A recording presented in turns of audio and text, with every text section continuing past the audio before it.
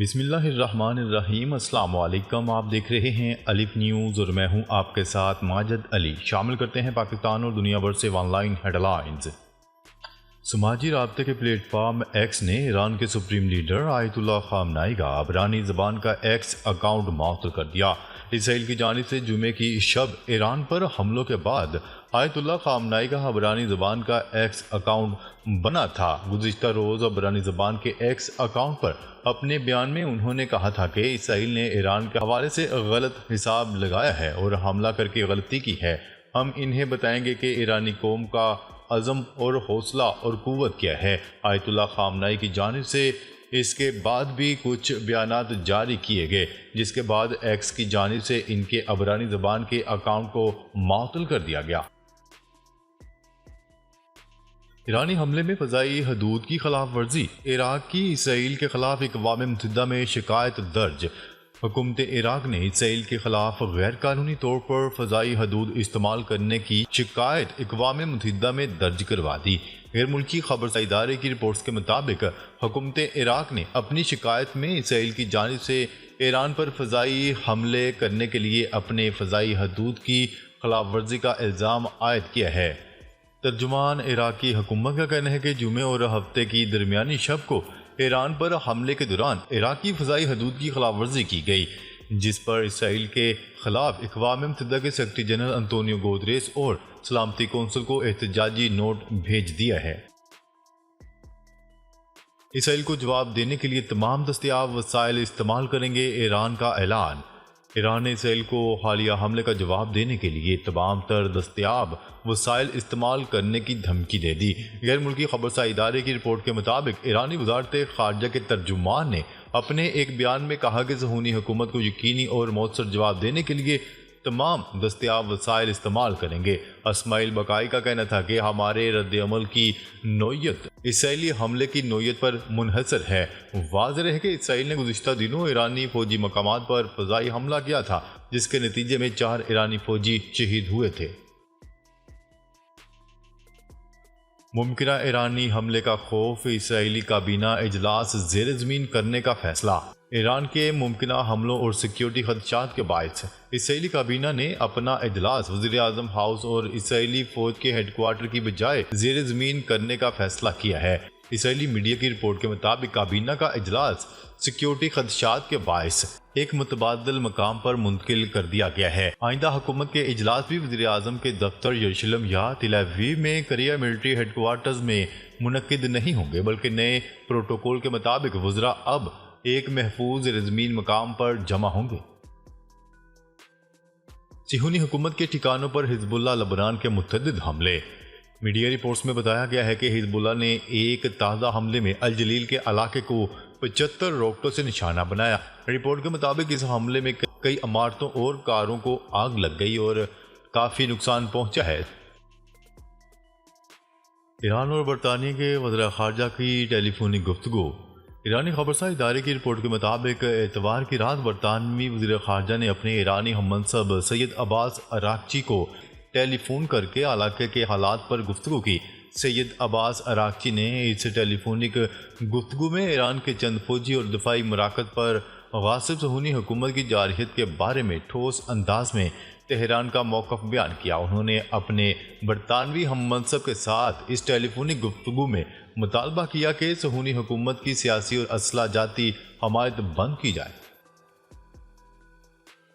Italy के मुख्तलिफ शहरों में गजा के मजलूम अवाम की हमायत में मुजाहरे। आलमी खबरसार इदारे की रिपोर्ट के मुताबिक गजा में सहूनी जारहियत के खिलाफ दुनिया भर में एहतजाजी मुजाहरे किए जा रहे हैं। इटली के दारुल हुकूमत रोम समेत मुख्तलिफ शहरों में अवाम ने गजा पर सहूनी जारियत के खात्मे और अमन के क़याम के लिए एहतजाजी मुजाहरे किए। यूरो न्यूज़ की रिपोर्ट में कहा गया है कि एहतजाजी मुजाहरों और रैलियों में हज़ारों अफराद ने शिरकत की और गजा में बेगुनाह लोगों के कत्ले आम के खिलाफ शदीद गम और गुस्से का इजहार किया।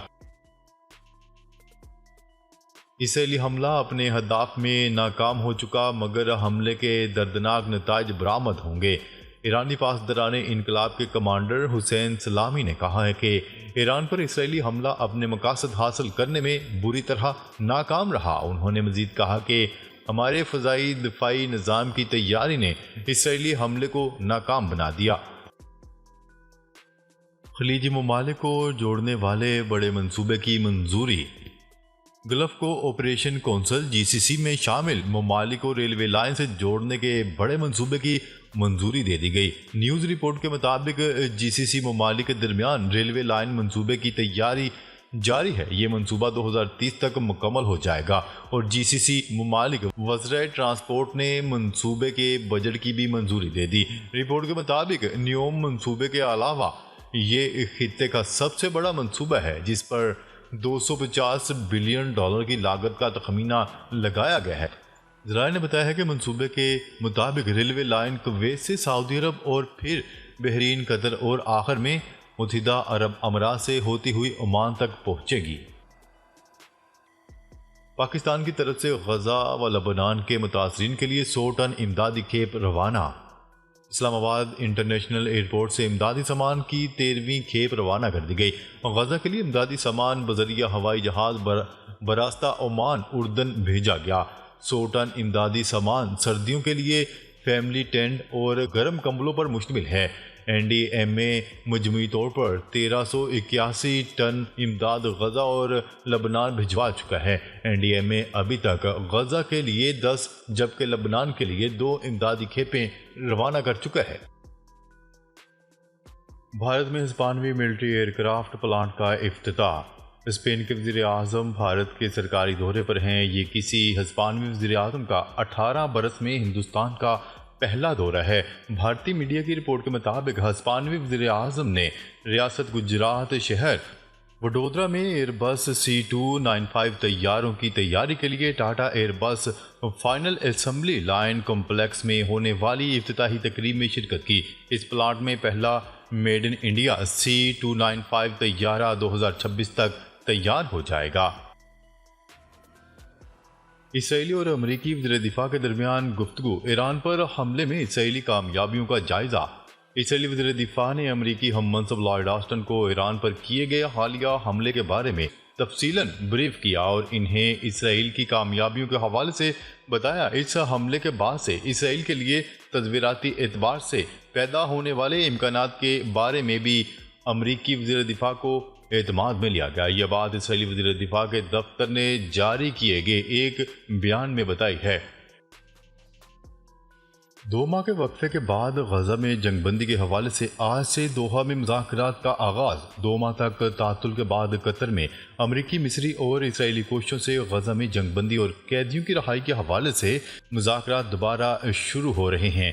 एक बाखबर एहलकार ने रॉयटर्स को बताया कि CIA के डायरेक्टर विलियम बर्न्स और इसराइली मोसाद के सरबरा और कतरी वज़ीर आज़म दोहा में मुलाकात करेंगे ताकि गजा की पट्टी में जंग बंदी के लिए एक नए कलील मुद्दती मुआहदे तक पहुंचने के लिए बातचीत शुरू की जा सके।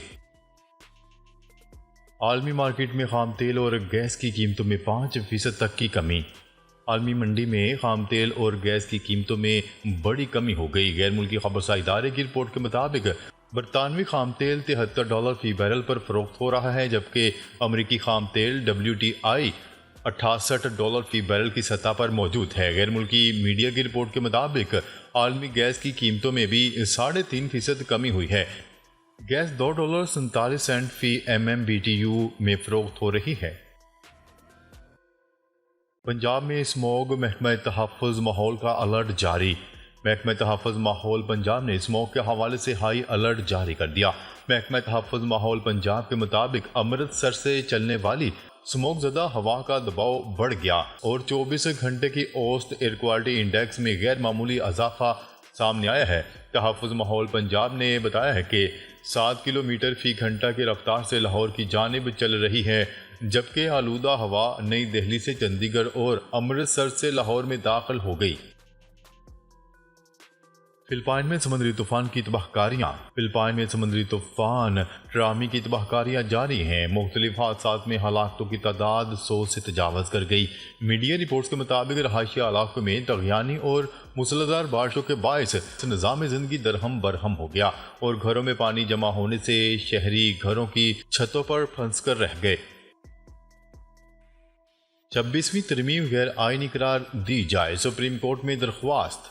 साबिक सदर सुप्रीम कोर्ट बार आबद जुबैरी समेत 6 वकला की जानिब से दायर दरख्वास्त में वफाकी और सूबों को फरीक बनाया गया है। दरख्वास्त में मौक़िफ़ अख्तियार किया गया है कि आइनी तरमीम की ज़बरदस्ती मंजूरी नहीं ली जा सकती। पार्लियामेंट नामुकम्मल और इसकी आइनी हैसियत पर कानूनी सवालात हैं।